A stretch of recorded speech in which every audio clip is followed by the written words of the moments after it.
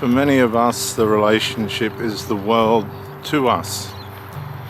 It's where we find an element of peace and happiness, acceptance, security, safety, and different forms of supply, emotional, physical, financial, where we combine with somebody else to make two into one, as the Bible describes, to make our life more powerful and more profitable, emotionally, physically, hopefully financially, if the power coming out of that relationship is in positive context.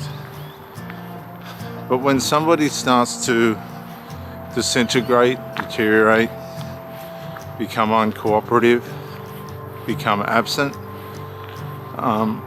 or even commission themselves not to be there when they should be, you have to interpret this as abuse.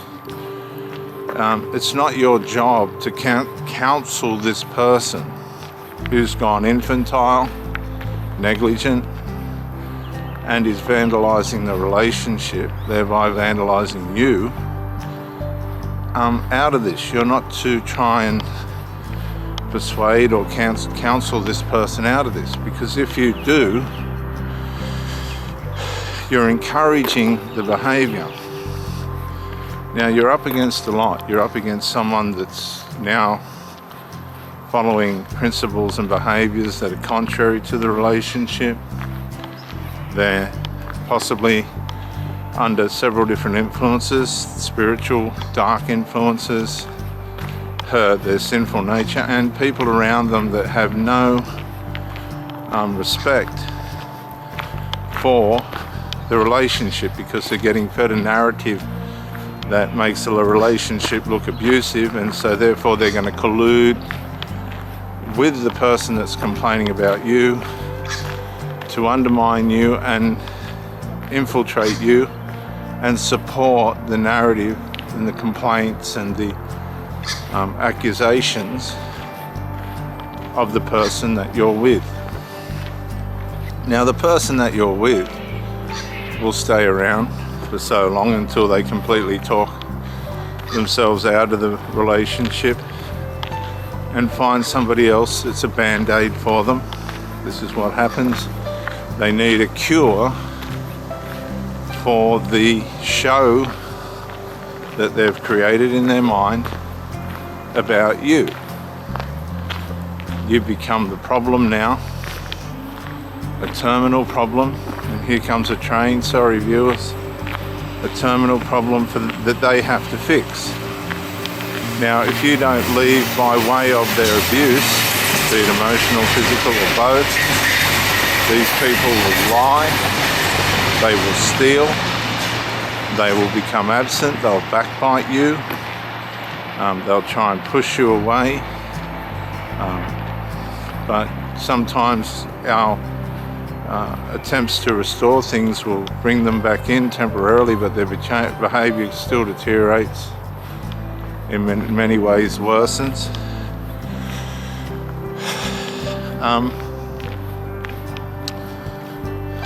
But the behavior will return to the negative, unless when they find a shiny new toy that you won't know anything about, you'll see all the signs, all the negligent signs, because they'll shift their interest and effort towards the shiny new toy, and they'll polish away at that and play with that while you're decaying and eroding, and they'll have no conscience with that. You'll become a problem now, whether you're a husband, wife, boyfriend, a girlfriend, whatever it is. You've become the problem, and the shiny new cure toy, the new cure, is the answer, or so they think. Sometimes sinfulness looks like it's been achieved at your expense. But if you really haven't done anything wrong and you're just the victim of abuse, negligence, omission, commission style abuse, then there's really not much you're going to be able to do about it. You have to learn from these experiences, because these people are very clever.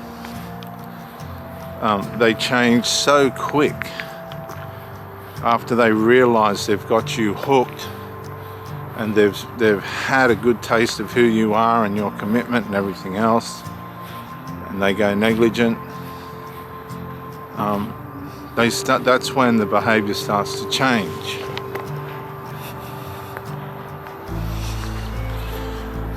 But we fail to measure.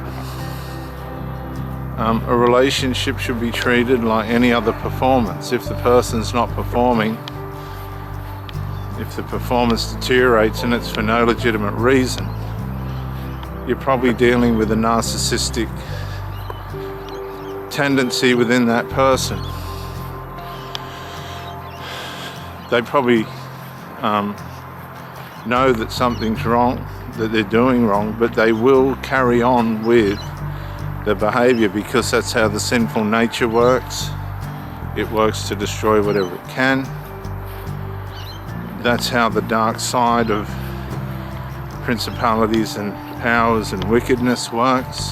It'll encourage all that. And that's how foolish friends and other family members and types that just don't want that person to have supply from somebody else, or a relationship of such, works as well. So you got a lot against you, and you might start hearing advice from friends and family that this person doesn't seem to be the right person for you. And the reason for that is that everybody else except you is seeing the way in which you're being treated, neglected, or likewise. Because what happens is, when you start to being trained by this person to put up with their emissions and other things,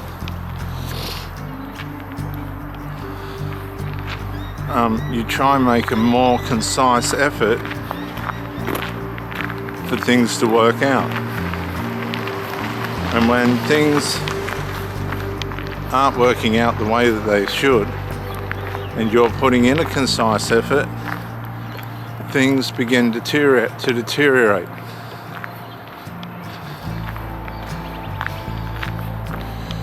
When things start to deteriorate, then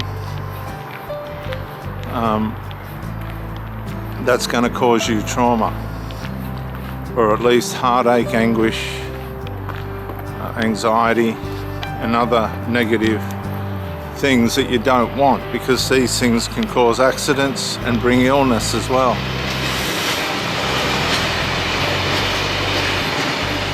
A lot of people try and train you to like toxicity, and it takes time, a long time, but they can do it. Many people have fallen into this trap where the toxicity starts and it's been objected to, but the continued and prolonged schemes and ways in which they infiltrate you with the toxicity entrains you over a period of time. You just accept it as normal, but what you've done, you've localized yourself around this person and forgotten that there's a whole world of people that are healthy and happy without the toxicity. The toxicity is attractive to them. That's why a lot of these cheaters and stealers and alcoholics and wreckful people circle around one another. You know, I've heard that if you look on the dating sites, it's the same old faces and the same old swapping game for the majority. A lot of people will not come out of there because that's where they belong. They belong with the predators and the abusers because that's what they are themselves. When they get tired of the person that they're with, they just move on to the next one.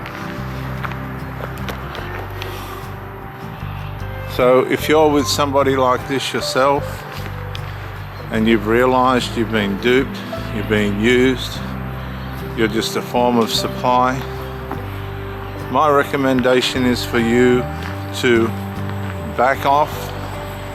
You've voiced the problems for long enough. Begin to separate mentally within your mind from that person, declaring to yourself that this person is just a fool and they're no good for you, or themselves for that matter. Detach from that person, and there'll be objections, but now you entrain them to the fact that you're leaving. Leave, go no contact, never go back, and get your life back on track.